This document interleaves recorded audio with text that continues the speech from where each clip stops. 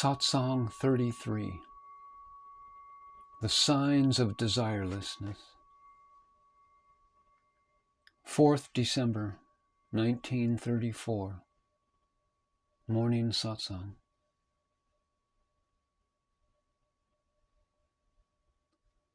The word vairagya means desirelessness or renunciation, non-attachment. This quality of mind comes to one who understands that the world is illusory. When one's attention is diverted from wealth, Lakshmi, to God, Narayana, it becomes desireless. Desire that which is the bliss of your essential being. To feel the happiness that is naturally abiding within oneself. To feel an increase in that happiness. To have interest and an urge to know it deeply. And to not like anything else except that inner happiness. These are the signs of desirelessness. With this desirelessness comes the quality of charity, or generosity of spirit. With charity there is wisdom. In Hindu mythology, there was a great sage by the name of Agasti. Agasti means the one who does not wander, and Gasti is the one who wanders. Gasti is the individual, or jiva. To go beyond birth and death is to become Agasti. The story is told that in the monastery of a great sage, there was silverware and many other articles of gold and silver, useful for the worship of God. The sage told his disciples, "The one who will bring and give, let him give. The one who will take away, let him take away. Do not prevent anybody." One day robbers came and stole some of the objects from the temple and ran out. But there were two people there with bow and arrow ready at the gate.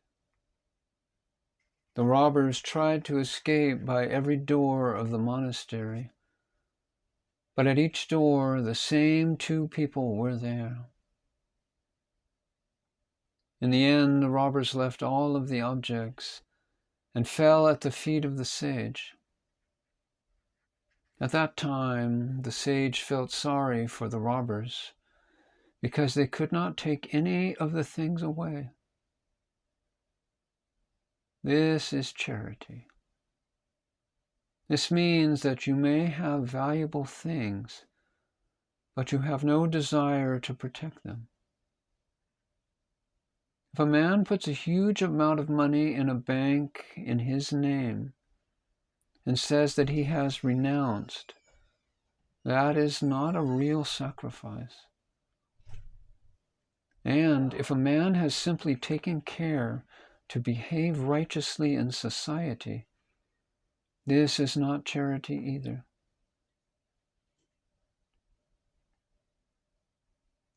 To have no desire for this indicates the state of Brahman. The individual is truly none other than Brahman.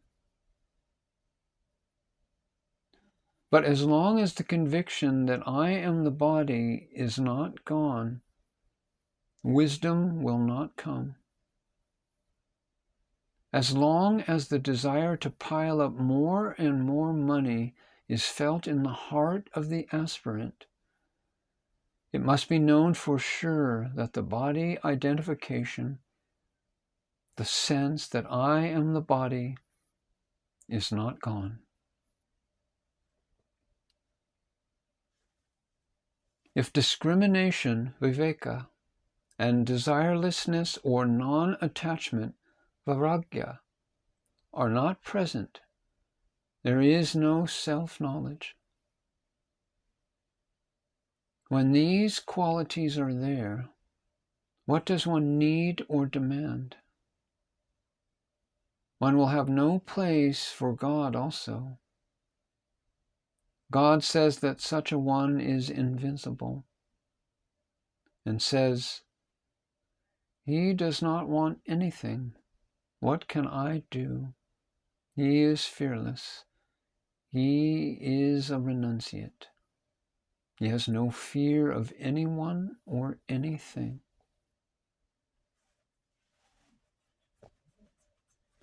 One who wants something should worship gods or dead ancestors.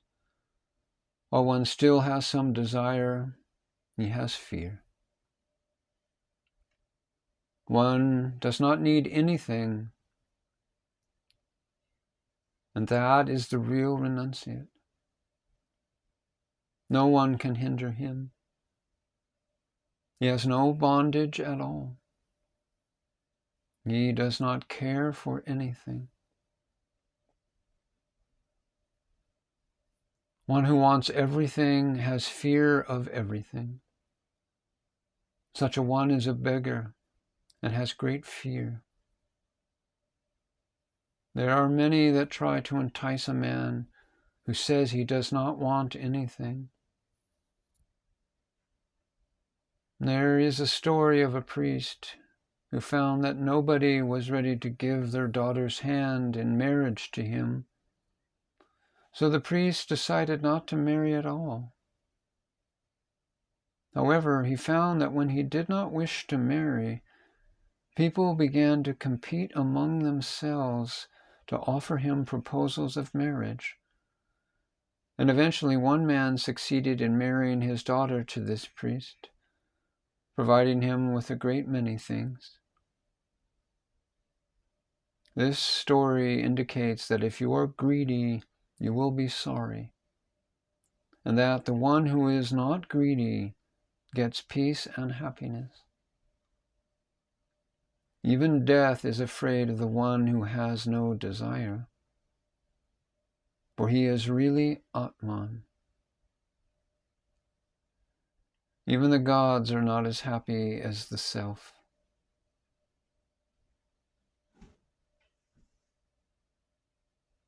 Many sages find it a great burden if they take on many disciples. But Saint Ramdas says, lucky is that yogi who is imbibed with desirelessness. Consider the one who has no desires greatly lucky. Sometimes one says, I will let it go if I cannot get it. But still, the anxiety in the mind does not diminish. What is the use of this type of desirelessness? One's attitude should be such that one is free of desire. Renunciation should be natural. He is happy whose sorrow has ended. He attains knowledge based in direct experience.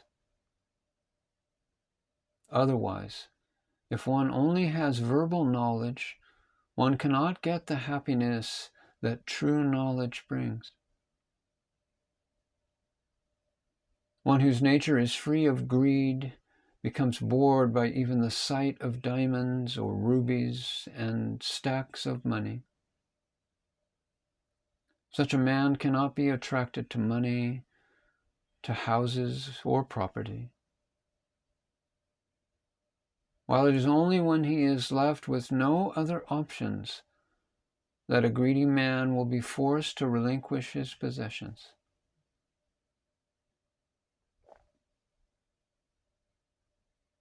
The sage nullifies all actions, all karma, by renouncing them from the beginning. The sage knows that renunciation must not be kept for the last day, because some attachment may creep in that may catch one unaware and be a cause for rebirth. The one who has become completely unattached, desireless, does not have to make any last-minute haste. Sages always live in freedom. There is a saying that Saint Muktabai offers all of the 5 kinds of vital air, the pancha pranas, the 5 pranas, in the light. This means that you should not consider things to be yours that do not belong to you. Take the utmost care, as surely an arrest warrant will be given. Know that all of the things in the world are the property of another. One who is living in his house, yet is desireless, is the real forest dweller. He is the true monk and attains the wisdom of Atman. The main key to spiritual life is the state of total desirelessness.